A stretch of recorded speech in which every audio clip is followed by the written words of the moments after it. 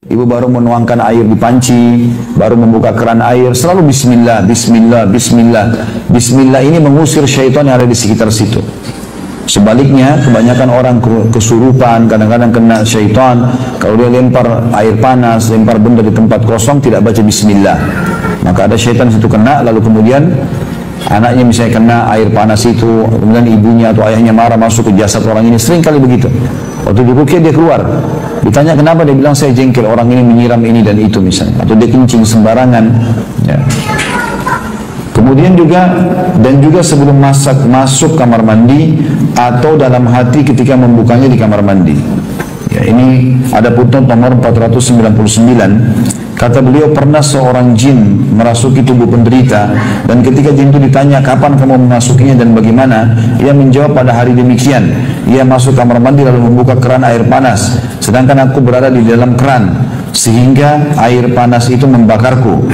Makanya aku merasukinya sebagai tindakan balas dendam. Ya, kadang-kadang begitu. Ya, bisa saya terjadi. Dan saya sudah bilang yang tidak boleh menyebutkan nama Allah sama sekali di kloset, WC. Ya, kalau di shower, wastafel boleh. Ya. Ini juga pernah terjadi teman-teman, ada pengalaman seorang mahasiswa dari Rusia dulu di kampus kami. Itu kalau tidak salah dia mu'allaf, baru masuk Islam. Rupanya setiap azan, kami dulu punya peraturan di kampus, selalu harus sholat di masjid, dan ada pengawasnya keliling di kamar-kamar gitu. Dia rupanya setiap azan maghrib selalu masuk kamar mandi, dia nggak sholat. Sehingga akhirnya satu waktu dia kesurupan, syaitan. Diruqyah sama satu orang syekh, waktu itu ada Syekh Abdullah namanya di kota Madinah. Waktu kesurupan ditanya, kamu ini siapa? Dia bilang, saya syaitan yang masuk ke badan dia, karena dia setiap maghrib ini selalu masuk kamar mandi dan tidak sholat. Jadi subhanallah, ada saja cara syaitan memasuki orang yang jauh dari jalan Allah subhanahu wa ta'ala. Demikian pula ketika melempar pisau cukur di kolam atau selainnya setelah mencukur. Ya. Ini ada putnot nomor 500 di bawah. Meskipun sudah diketahui adanya larangan mencukur jenggol karena hal itu menyerupai wanita, Rasulullah SAW telah melaknat dan dilaknat ialah dijauhkan dari rahmat Allah. Laki-laki yang menyerupai wanita dan wanita yang menyerupai laki-laki. Masih banyak lagi hadis dan dalil lainnya menunjukkan dosanya mencukur jenggot itu. Seorang jin masuk ke dalam tubuh penderita, dan ketika ditanya tentang sebab masuknya ke dalam tubuh penderita, ia menjawab, ia mencukur jenggotnya suatu hari, kemudian melempar pisau cukur ke dalam kolam, padahal saudaraku duduk di dalam kolam. Maka pisau cukur itu mengenai lehernya dan membunuhnya. Saat itu sepupuku berdiri di kamar mandi. Ketika ia menyaksikan apa yang terjadi, ia datang kepadaku dari Mesir ke Australia dan menyampaikan kepadaku tentang kabar kematian atau tanda kutip terbunuhnya saudaraku. Aku pun pergi untuk membalas laki-laki tersebut. Demikian pula memperhatikan untuk tidak melempar pisau cukur atau benda tajam lainnya, termasuk potongan jarum, serpian kaca dan sebagainya di keranjang sampah, karena dikhawatirkan akan mengenai tangan orang yang melakukan pekerjaan itu. Pisau cukur dan serpian kaca ini bisa dikumpulkan pada wadah tersendiri, kemudian ditutup dengan baik, kemudian tidak mudah dibuka, ya, sehingga tidak mudah dibuka, lalu diletakkan di tempat atau di tengah tempat sampah hingga tidak melukai seorang pun. Lanjutkan ke paragraf atas ya. Kata beliau, demikian pula memperhatikan ketika menuangkan air panas di kamar mandi atau kolam, kecuali setelah membaca basmalah, bismillah. Demikian pula ketika seseorang melewati batu besar di jalan, lalu hendak menjatuhkannya dari tengah jalan, maka Anda lihat ia mengangkatnya, lalu melemparnya jauh-jauh tanpa menyebut nama Allah ketika melemparnya, karena dikhawatirkan ia melempar batu tersebut pada salah satu arah jin yang duduk di jalan tanpa mengetahui orang tersebut melempar batu. Jadi kalaupun kita temukan batu, kan sunnahnya memindahkan dari jalan, tapi jangan main lempar saja ke tempat kosong gitu loh, tanpa baca bismillah. Bismillah ini tadi saya bilang sudah cukup mengusir setan-setan itu, sehingga tidak ada yang kena dengan batu itu.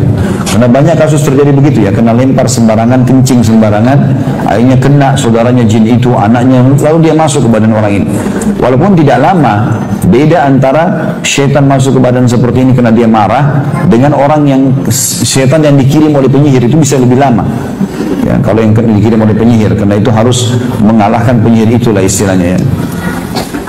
Demikian juga di antara waktu masuknya jin dalam tubuh manusia ialah ketika sangat ketakutan, seperti orang yang sudah biasa melalui jalan yang sama setiap harinya pada waktu akhir malam dan tidak pernah terbersit dalam hatinya bahwa jin bisa merasuki tubuhnya. Namun ketika ia mendengar tentang masuknya jin dalam tubuh manusia dan bahwa salah satu tempat jin adalah tempat yang kosong, maka ia pun mulai ketakutan terhadap kerasukan jin. Akhirnya ia pun kerasukan jin. Artinya tidak boleh takut dimanapun kita lewat. Sedikit ada was-was, merinding, a'udzubillahi minasyaitonirrajim. Ucapkan sampai hilang. Jangan takut. Kalau kita lewat sebuah tempat sunyi, kita takut nih. Malah kita diam baca a'udzubillahi minasyaitonirrajim. A'udzubillahi minasyaitonirrajim. Sudah merasa tenang kita jalan. Atau bisa sambil jalan kita membacanya. Tidak usah takut. Itu cuma was-was saja. Was-was syaitan. Kadang-kadang memang ada di antara syaitan yang mempermainkan manusia. Dia ingin kita takut karena ketakutan itu akan bisa membuat dia menguasai kita. Demikian pula apa yang tersebar di kalangan banyak gadis, yaitu mereka masuk kamar mandi dengan membawa pemutar musik atau mendengarkannya dan menari, mengikuti alunan nadanya di dalam kamar mandi. Bahkan kadang-kadang ada orang di kamar mandinya atau di bathtubnya ada musik, ya. Dia sambil mandi berendam sambil dengar musik, ya. Sebagaimana sudah menjadi ketetapan bahwa alam jin itu seperti alam manusia. Di sana terdapat jin pemuda, remaja, tua, anak-anak dan sebagainya. Ada kalanya jin pemuda atau remaja menyaksikan gadis yang sedang menari dengan telanjang dalam kamar mandi atau di depan cermin. Lalu ia jatuh cinta padanya, lantas merasuki tubuhnya. Demikian pula banyak berdiri di depan cermin, memperhatikan tubuhnya dan bagian-bagian tubuh vitalnya. Itu ada punten nomor 501. Apa yang dikatakan bahwa saudara laki-laki gadis yang tinggal di bawah tanah dan juga pemuda yang saudara perempuannya tinggal di bawah tanah akan cemburu dan sebagainya, maka semua itu adalah kebodohan, kebatilan dan khurafat, tidak benar sama sekali. Jadi kadang-kadang ada orang bilang, oh ini penjaga rumah, oh ini saudaranya ini. Ada orang bahkan menganggap ada saudaranya hewan. Ini bersaudara dengan buaya lah, ini bersaudara dengan inilah dan segala macam. Ini tidak pernah ada dalam riwayat manusia masalah itu, ya. Apalagi dalam masalah agama. Maka ini tentu tidak benar, kadang-kadang khurafat. Tapi yang benar memang ada jin-jin yang kadang-kadang mengganggu. Ya, jadi kalau kita lagi sendirian pun di kamar mandi boleh kita tidak menggunakan pakaian, tapi sebatas memang kita butuh untuk mandi. Selepas itu kita pergi, tutup badan kita lalu kita pergi.